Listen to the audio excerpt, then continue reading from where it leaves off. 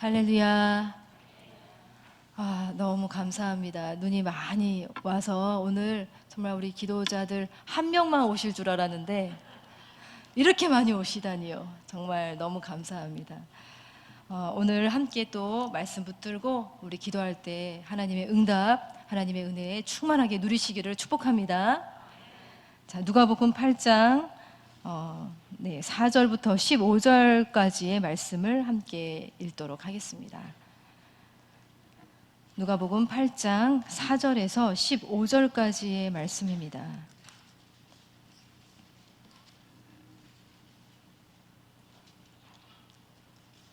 누가복음 8장 4절에서 15절, 네 가지 땅에 떨어진 씨의 비유 이야기 함께 합독하도록 하겠습니다. 시작. 각 동네 사람들이 예수께로 나와 큰 무리를 이루니 예수께서 비유로 말씀하시되 씨를 뿌리는 자가 그 씨를 뿌리러 나가서 뿌릴새 더러는 길가에 떨어짐에 밟히며 공중의 새들이 먹어버렸고 더러는 바위 위에 떨어짐에 싹이 났다가 습기가 없으므로 말랐고 더러는 가시떨기 속에 떨어짐에 가시가 함께 자라서 기운을 막았고 더러는 좋은 땅에 떨어짐에 나서 100배의 결실을 하였느니라. 이 말씀을 하시고 외치시되 들을 귀 있는 자는 들을지어다. 제자들이 이 비유의 뜻을 물으니 이르시되 하나님 나라의 비밀을 아는 것이 너희에게는 허락되었으나 다른 사람에게는 비유로 하나니 이는 그들로 보아도 보지 못하고 들어도 깨닫지 못하게 하려 함이라. 이 비유는 이러하니라. 씨는 하나님의 말씀이요 길가에 있다는 것은 말씀을 들은 자니 이에 마귀가 가서 그들이 믿어 구원을 얻지 못하게 하려고 말씀을 그 마음에서 빼앗는 것이요 바위 위에 있다는 것은 말씀을 들을 때에 기쁨으로 받으나 뿌리가 없어 잠깐 믿다가 시련을 당할 때에 배반하는 자요 가시떨기에 떨어졌다는 것은 말씀을 들은 자이나 지내는 중 이 생의 염려와 재물과 향락의 기운이 막혀 온전히 결실하지 못하는 자요 좋은 땅에 있다는 것은 착하고 좋은 마음으로 말씀을 듣고 지키어 인내로 결실하는 자니라. 아멘. 이제 예전에는 이렇게 읽어도 다 보였는데 이제는 이렇게 보아야 읽을 수 있는 상태가 되었습니다. 세월이 많이 지나서 저도 이제 늙어가는 것 같습니다. 많은 사람들이 이제 예수님께로 이제 몰려오고 있습니다. 그분의 인기가 최고에 이르게 되었습니다. 각 성과 마을에 두루 다니시며 하나님의 나라를 선포하시며 그 복음을 전하신 예수님이셨습니다. 그 예수님은 두루두루 다니시면서 복음을 부지런히 전하셨습니다. 그분의 입으로부터 흘러나오는 복음이 많은 사람들을 끌어당겼습니다. 복음을 들은 각 동네 사람들이 여기저기 모여서 큰 무리를 이루어 예수님께로 나아오고 있습니다. 마태복음과 마가복음에 보면은 너무 많은 무리들이 몰려와서 예수님이 그 말씀의 무대를 더 이상 육지가 아닌 바다 위에 있는 바다 위에 떠 있는 이 배 위로 이 말씀의 무대를 삼으시는 장면이 나옵니다. 무리들은 어떤 이야기를 예수님에게서 기대했을까요? 자, 모두가 집중하는 그 자리 이제 예수님이 말문을 여십니다. 자, 그러나 예수님이 들려주신 이야기는 예사롭지가 않았습니다. 어려웠습니다. 당혹스러웠습니다. 그리고 난해합니다. 약간의 불쾌함도 있습니다. 길가에 떨어진 씨앗, 바위 위에 떨어진 씨앗, 가시떨기 속에 떨어진 씨앗, 씨앗의 비애가 느껴지는 그런 말씀이었습니다. 씨 뿌리는 자의 슬픔 같은 것도 느껴졌습니다. 강도 같은 새들도 등장을 합니다. 그러나 마지막에 좋은 땅에 떨어진 씨앗의 이야기를 듣고서야 한 4분의 1 정도, 그러니까 25% 정도는 좀 안도감이 생긴 것 같습니다. 그러나 말씀은 거기서 더 나아가지 않았습니다. 당혹스러움은 당혹스러움으로 끝나버렸습니다. 이게 무슨 이야기일까? 아마 무리들은 그렇게 웅성웅성거렸을 것입니다. 그 중에 이 이야기를 제대로 알아들은 사람들이 과연 있었을까요? 주님의 말씀을 착하고 좋은 마음으로 듣고 지키려고 하는 자들은 얼마나 되었을까요? 한 4분의 1 정도 되었을까요? 자, 이 난해한 이야기의 비밀은 사실 모두에게 열려 있지 않은, 허용되지 않은 그런 이야기였습니다. 나중에 그 뜻을 물어온 제자들에게 주님이 하신 말씀이 바로 이렇습니다. 10절의 말씀 한번 같이 읽어보도록 하겠습니다. 10절입니다. 시작.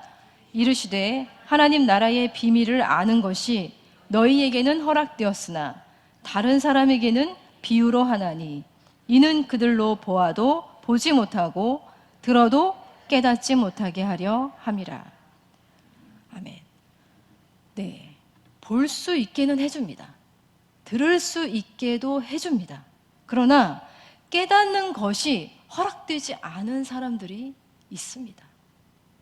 도대체 그런 사람들은 어떤 사람들일까요? 설마 우리는 아니겠죠? 우리가 아니기를 정말 바랍니다.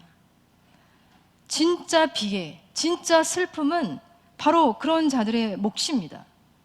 여러분, 우리는 보고 듣고 깨닫는 은혜를 충분히 누릴 수 있기를 축복합니다. 하나님의 말씀이 처한 이 상황의 비애가, 이 씨앗의 비애가 우리의 이야기가 아니기를 간절히 바랍니다. 자, 첫 번째, 예수님이 들려주신 첫 번째 길가에 떨어진 말씀에 대한 주님의 그 풀이입니다. 5절에는 이렇게 말씀이 되어 있죠. 씨를 뿌리는 자가 그 씨를 뿌리러 나가서 뿌릴새 덜어는 길가에 떨어짐에 밟히며 공중의 새들이 먹어버렸고 라는 말씀에 대한 예수님의 풀이가 되는 말씀은 12절이에요. 한번 12절은 같이 읽겠습니다. 시작. 길가에 있다는 것은 말씀을 들은 자니 이에 마귀가 가서 그들이 믿어 구원을 얻지 못하게 하려고 말씀을 그 마음에서 빼앗는 것이요. 네. 왜 씨를 뿌리는 자는 좋은 밭에만 씨를 뿌리지 왜 길가에 씨를 뿌렸을까요? 저는 그런 의문이 들더라고요. 길가는 한순간도 밭이 되지 못하는 상태이지 않습니까? 하나님의 말씀을 길가와 같은 상태로 받아들이는 자는 자신의 굳은 땅을 쟁기로 갈아엎으려고 하지 않는 사람이에요. 하나님께서 자신의 그 묵은 땅, 마음의 그 묵은 땅을 기경하도록 맡겨드리지 않는 그런 사람들입니다. 그래서 이미 실제 경기에서 지고 시작하는 그런 사람들이에요. 영적으로 굉장히 메마르고 빈곤한 그런 사람이죠. 그러나 주님은 분명하게 말씀하고 계십니다. 하나님의 말씀이 그와 같은 자들에게서 활동하지 않는 이유는 그들의 부족한 이해력 그리고 부족한 어떤 재능 때문이 아니라 다른 세력, 그러니까 강력한 운반자가 출몰하기 때문이라고 말씀하셨습니다. 말씀의 씨앗을 낚아채는 강력한 운반자들, 공중의 새들이라고 표현된 그들은 바로 마귀입니다. 자, 여러분, 오랜 시절부터 사실 경건한 사람들은 이 강력한 운반자들에게 맞서기 위해서 특별한 힘을 키워왔습니다. 그 힘은 오직 말씀을 묵상하고 기도하는 것밖에 없어요. 여러분, 말씀 묵상하고 기도하는 것이 가장 특별한 힘입니다. 모든 성경 읽기는 일종의 분투, 전투와도 같습니다. 모든 기도도 하나님의 말씀이 싹트도록 하기 위한 일종의 칼싸움이에요. 칼싸움.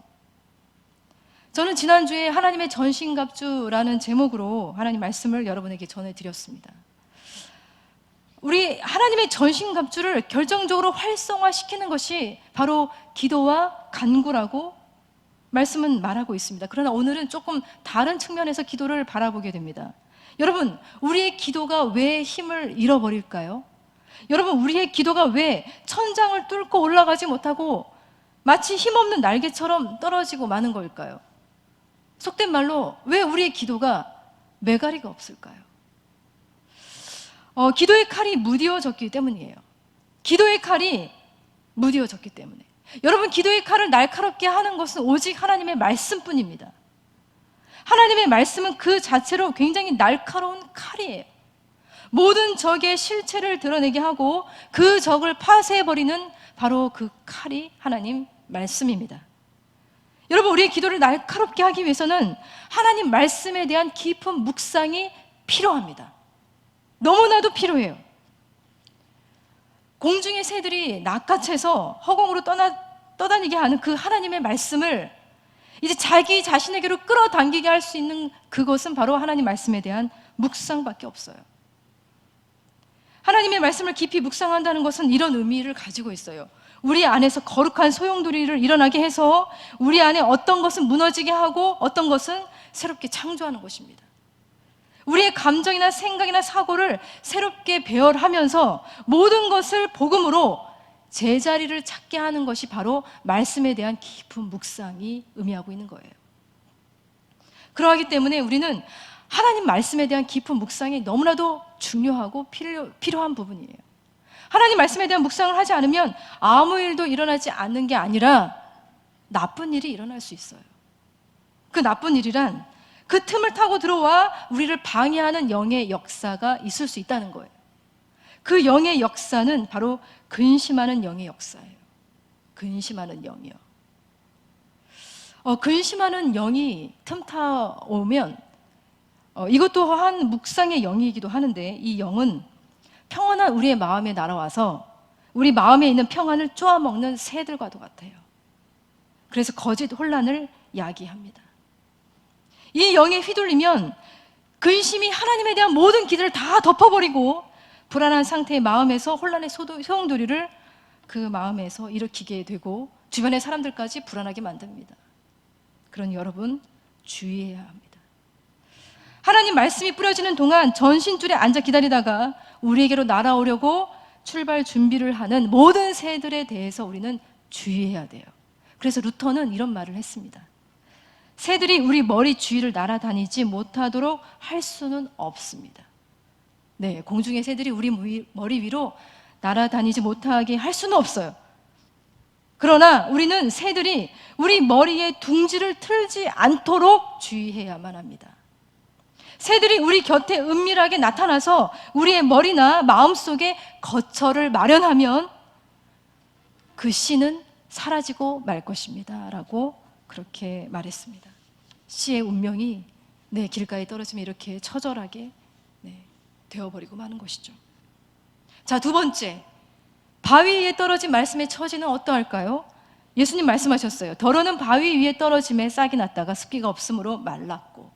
이 말씀에 대한 예수님의 이 말씀 풀이가 13절인데 한번 같이 읽어보도록 하겠습니다. 시작. 바위 위에 있다는 것은 말씀을 들을 때에 기쁨으로 받으나 뿌리가 없어 잠깐 믿다가 시련을 당할 때에 배반하는 자요. 네, 말씀을 들을 때에 그 순간만 살짝 감동하시는 분이 있습니다. 때로는 이제 회심을 말하기도 하고 은혜를 받았다, 충격을 받았다, 감동받았다, 그런 말씀을 이제 설교자에게 하시게 되면 설교자는 그 말을 듣고 어떨까요? 기분이 좋을까요? 나쁠까요? 네, 좋죠. 은근히 또 교만한 마음이 올라오기도 하고 기대하기도 합니다. 그런데 헬무트 틸리케 목사님이 그런 말씀을 하시더라고요. 설교를 듣고 감동했습니다 라는 말보다 가장 의심스럽고 거품이 가득한 말은 없다고요. 설교를 듣고 감동했습니다 라는 말이 가장 거품이 많은 말이라고 그렇게 말씀하시더라고요. 그래서 그러면 설교를 듣고 기분이 나빴습니다, 설교를 듣고 망치로 얻어맞은 그런 느낌입니다, 그런 말을 설교자가 기대해야 되나? 그런 생각이 들었습니다. 그런데 사실 하나님의 말씀이 받아들여지는 곳에서는 사실 진짜 이러한 일이 일어나야 되는 게 마땅합니다. 여러분, 하나님의 말씀은 듣기에 좋은 것만이 다가 아니에요. 하나님의 말씀은 망치예요. 망치. 오늘 새벽에도 담임 목사님이 하나님 말씀 보고 망치로 얻어맞은 것 같다고 하시더라고요. 여러분, 하나님 말씀은 망치예요. 듣고 깨어져야 합니다. 듣고 멍들어야 돼요. 듣고 박살이 나야 되는 게 맞아요. 죽어야 부활이 있고 십자가를 통과해야 의의 면류관이 주어지고 진통이 있어야 새 생명이 태어날 수 있습니다.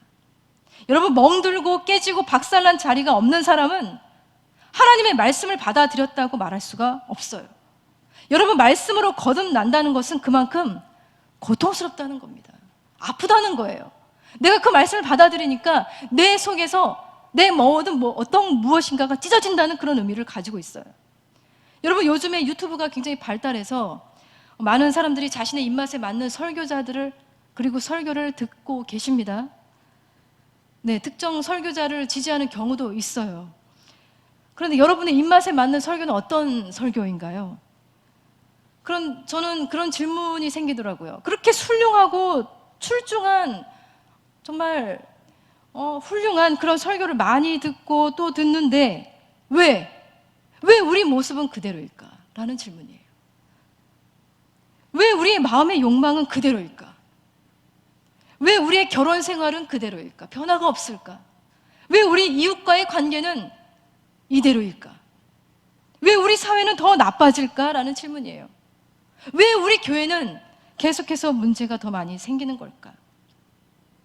혹시 하나님의 말씀에 죽지 않아도 되고 참여하지 않아도 되고 삶의 변화 그런 거 중요하지 않다고 혹시 하나님의 말씀에 기록된 게 있을까요?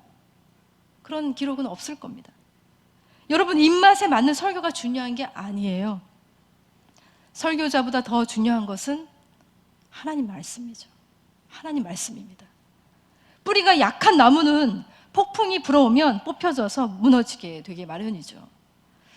이러한 상태로 말씀을 받아들이는 자는 늘 그렇지만 시련의 폭풍 앞에서 무너지고 믿음을 배반합니다. 무너지는 거예요. 시련이 그들을 그렇게 만드는 것이 아니라 뿌리가 약한 믿음이 무너지게 만든 것입니다. 바위에 떨어진 말씀의 처지가 바로 그렇습니다. 자, 세 번째, 가시덤불에 떨어진 말씀의 처지예요. 자, 7절의 말씀에 예수님은 더러는 가시떨기 속에 떨어짐에 가시가 함께 자라서 기운을 막았고 라고 되어 있는데, 제자들에게 말씀하신 그 14절의 말씀 함께 읽어보겠습니다. 시작. 가시떨기에 떨어졌다는 것은 말씀을 들은 자이나 지내는 중 이생의 염려와 재물과 향락에 기운이 막혀 온전히 결실하지 못하는 자요. 네, 우리는 하나님과 결속이 되어야 하는 존재이지 세상과 결속된 존재가 아니죠. 그러나 그리스도인인 우리의 삶의 배경에는 늘 정상적이지 않은 그 무엇인가가 항상 우리를 유혹하고 우리 주변에 도사리고 있습니다. 그것을 예수님은 이렇게 말씀하고 계시죠. 이생의 염려, 그리고 재물, 향락. 네, 이 세상과 깊이 결속하게 만드는 그런 애착관계, 네, 그런 것들로 예수님이 말씀하고 계세요. 이러한 것들에 대한 집요한 우리의 애착이 우리의 믿음의 시야를 가려버리게 됩니다. 하나님의 세상을 보지 못하게 하는 거예요. 내 안에서 자라나는 하나님 말씀의 기운을 막아버립니다. 자라나지 못하게 하는 거예요. 이것들은 진짜 우리를 행복하게 해주는 것이 아닌데 가짜 행복이죠. 우리를 정말 행복하게 해주는 것은 하나님 말씀이고 하나님의 은혜입니다. 그러나 이것들이 마치 우리의 마음의 우상이 되어서 하나님께로 가는 그 길을 막아버립니다. 여러분, 우리가 복음 중심 삶에서 마음의 우상을 많이 보고 또 우리가 느낀 바가 많이 있는데요. 마음의 우상을 발견하는 것만으로는 충분하지가 않습니다. 이것들에 대한 우리의 애착 관계를 끊어내야 마땅하죠. 그렇게 하지 않는다면 하나님 말씀의 기운은 계속해서 우리 안에서 막아버리게 되고 오히려 그 애착들이 우리의 하나님, 우리의 진짜 우리 자신의 하나님인 것처럼 하나님 노릇을 하게 될 것입니다. 자, 여기까지 하나님 말씀의 씨앗을 어떻게 보시나요? 하나님 말씀의 씨앗이 처한 상황이 녹록치 않아 보이지 않나요? 하나님은 말씀으로 세상을 창조하셨고 말씀으로 모든 것을 다 살리시기도 하시고 무너지게도 하실 수 있는 분이시지만, 하나님의 말씀이 떨어지는 우리라고 하는 이 세상은 말씀을 받아들이지 않는 세상, 말씀의 생명력을 갉아먹는 세상인 것처럼 보여집니다. 수없이 많은 하나님의 말씀이 뿌려졌고 지금도 사실 뿌려지고 있죠. 그러나 때로는 공중의 새가 낚아채 버리기도 하고 때로는 말라버리기도 하고 다른 것의 기운 때문에 사그라져 버리는 이 서글픈 현실이 지금도 일어나고 있다는 사실이에요. 그러니 우리는 똑똑히 알아야 합니다. 이 말씀의 비에는 사실 우리 자신의 영혼에 축적된 슬픔, 그리고 그 참혹한 결과라는 것을 우리는 알아야 합니다. 그러니까 우리의 비에 이것을 넘어서서 이제는 네 번째 좋은 땅에 떨어진 말씀의 이야기에 귀를 기울였으면 좋겠습니다. 예수님은 이 8절에 이런 말씀을 하셨어요. 더러는 좋은 땅에 떨어짐에 나서 100배의 결실을 하였느니라. 이 말씀을 하시고 외치되 들을 귀 있는 자는 들을지어다. 네, 그렇게 말씀하셨어요. 우리 15절의 말씀 한번 같이 읽어보겠습니다. 시작. 좋은 땅에 있다는 것은 착하고 좋은 마음으로 말씀을 듣고 지키어 인내로 결실하는 자니라. 아멘. 네, 여러분, 하나님의 말씀도 너무나도 좋은데 그 좋은 말씀이 좋은 땅에 떨어지면 그 생명력이 얼마나 놀라운 파급력으로 나타나게 될까요? 누가복음에서는 이렇게 100배의 결실이라고 이렇게 표현이 되어 있고요. 마태복음에서는 이 결실을 100배, 60배, 30배로 표현을 하고 있어요. 마가복음에서는 30배, 60배, 100배로 이렇게 표현을 하고 있고요. 하나님의 말씀이 우리 마음에 100배로 결실이 맺어진다면 우리 삶에 어떤 일이 발생할까? 혹시 여러분 그렇게 상상해 본 적이 있으십니까? 어떤 일이 발생할까요? 네? 여러분, 말씀이 좋은 땅에 떨어졌다는 것은 단순히 듣는 것으로만 끝나는 것은 아니에요. 듣고 그 다음에 어떻게 해야 된다고요? 지키는 거예요. 듣고 지키는 땅이에요. 굳게 간직하는 땅이에요. 여러분, 듣는 것은 쉽습니다. 그러나 말씀을 굳게 간직하고 지키는 것은 엄청난 분투를 예상하게 합니다. 말씀의 생명이 100배의 결실로 이루어지기까지는 인내의 분투가 필요하다는 거예요. 견디는 시간이 필요해요. 예를 들어서 이런 거죠. 주는 것이 받는 것보다 복이 있다는 예수님의 말씀이 있어요.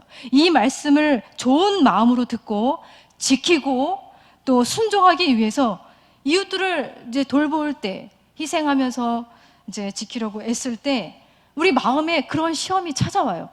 이렇게 해봤자 알아주지도 않는데 혹시 이게 미친 짓이 아닌가? 이런 생각이 들 때가 있어요. 이 희생이 과연 정말 쓸모가 있는 것일까? 라는 그런 마음의 분투가 찾아옵니다. 그러나 여러분, 바로 그 순간에도 그런 마음의 시험을 믿음으로 날려버리시길 바랍니다. 그것이 바로 말씀을 지키는 거예요. 듣는 것만으로 끝나는 것이 아니라 지키는 거예요. 내 몸이 다시 건강해질 것인지 건강하지 않을 것인지, 내 자녀 손에 그 시험의 결과가 좋을지 나쁠지, 상황이 좋아지든지 나빠지든지 여러 가지 답답한 그 상황에 직면하는 그 모든 순간 그조차도 여러분, 하나님의 말씀을 붙잡고 행하는 나의 모든 일에 대한 책임은 하나님이 책임져 주시고 하나님 말씀이 직접 떠맡고 있다는 것을 여러분 믿으시기 바랍니다. 믿으셔야 합니다. 그것이 바로 지키는 거예요. 언제 어디서든 우리의 가능성은 항상 주님 안에서 열린다는 것을 믿고 계속해서 순종하시길 바랍니다. 그러한 자에게 100배의 결실이 있는 거예요. 그 100배의 결실은 여러분이 측량할 수 없는, 상상할 수 없는 놀라운 축복으로 다가오게 될 것입니다. 여러분, 그러나 우리의 인생에는 특정한 시기들이 있고요, 특정한 층들이 있고, 그래서 하나님의 말씀을 때로는 길 위에서 받아들이기도 하고 바위 틈 속에 넣어놓기도 하고 가시덤불과 함께 자라게 하기도 하는 그러한 자들이에요. 늘 좋은 마음으로 받아들이지 않는 우리의 모습이 있습니다. 그러나 예수님은 다시 우리가 이 말씀을 듣고 깨닫기를 원하셔서 다시 우리에게 들려주고 계십니다. 우리의 마음밭을 온전한 경작지가 되게 하라고 권면하고 계십니다. 말씀 앞에서 깨어지고 박살나는 것을 더 이상 무서워하지 말고 입맛에 맞게 걸러듣지 말고 온전히 전심으로 듣고 두렵고 떨리는 마음으로 자신의 구원을 이루어 가라고 하시는 주님의 말씀을 귀 기울여 들으시길 바랍니다. 하나님 말씀의 씨앗이 처한 현실은 우리 영혼에 미치는 상당한 결과들이 있어요. 어슬렁거리면서 배회하는 영혼은 지옥에 떨어질 수밖에 없습니다. 말씀을 붙잡고 분투하지 않는 사람은 마침내 의의 면류관을 얻어낼 수가 없습니다. 하나님의 나라는요, 분투하는 자들만이, 쟁취하는 자들만이, 애쓰고 분투하면서 세상의 많은 것들과 작별하는 사람만이 차지할 수 있습니다. 이 사실을 꼭 기억하시고 여러분 모두 100배의 결실을 누리실 수 있기를 축복합니다. 이 시간에도 기도할 때 기도의 100배의 결실을 여러분 누리시길 축복합니다. 하나님, 우리에게 지금도 주님의 음성을 들려주셔서 하나님 나라의 거룩한 비밀을 알게 하여 주시니 감사드립니다. 하나님 말씀의 씨앗이 겪는 그 처지가 바로 우리 영혼을 향한 하나님의 안타까움이고 하나님의 슬픔임을 다시 한번 깨닫게 됩니다. 우리 자신의 영혼의 상태를 겸손히 들여다볼 수 있게 하여 주시옵소서. 길 위에 바위 틈에 가시 덤불 속에 그 속에서 하나님의 말씀을 듣는 것이 아니라 착하고 좋은 마음으로 하나님의 말씀을 듣고 또한 지키며 인내로 그 말씀의 생명력을 100배로 경험할 수 있는 우리 모두가 되게 하시고 우리의 다음 세대가 되게 하시고 우리 청년들이 되게 하시고 우리 3040이 되게 하시고 우리 교회 공동체가 되게 하여 주시옵소서. 하나님의 말씀 속에 우리의 미래가 있고 우리의 소망이 있음을 고백합니다. 온 땅에 온 세상에 하나님의 말씀이 울려 퍼지게 하시고 그 말씀 앞에 우리 모두가 헌신할 수 있게 하여 주시고 분투하게 하여 주시고 마침내 승리할 수 있게 하여 주시옵소서. 예수님의 이름으로 기도드립니다. 아멘.